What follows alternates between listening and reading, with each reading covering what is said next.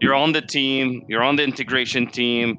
What do you need from us? So you're in. So what's your step as now a service leader? You're on the integration team. Mm-hmm. Customer service, we recognize there has to be, two different models. One touch, our model is a contact center, low touch, and then the company, the acquisition, they have a high touch model. What do you want to do? Where do we start with this? Yeah, so the first start is obviously discovery, right? So hopefully some of that came out of due diligence, probably not a lot of the soft touch stuff, the experience stuff, but you need to go through a discovery process. You need to find your counterpart or the appropriate contact person at the company you're acquiring. Usually things aren't announced yet at that time, so you have to be a little bit careful about who you talk to. You need to discover what processes they have in place.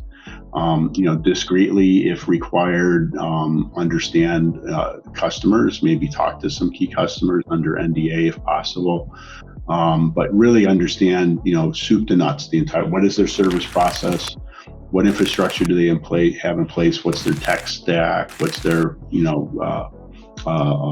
service requisition process? What's the parts process? Understanding all of that.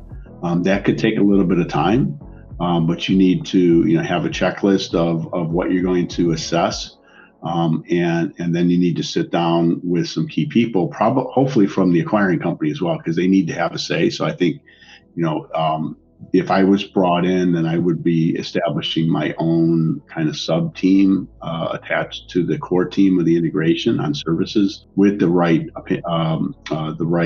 subject matter experts and opinion leaders, and then start to formulate that transition plan with the ultimate goal of increasing where possible customer value,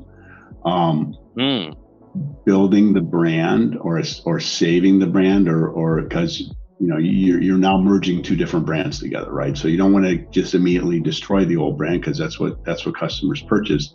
But how do I transition that brand, especially the service brand, from the old state to the new state? The old state being separate companies, the new state being one family of companies.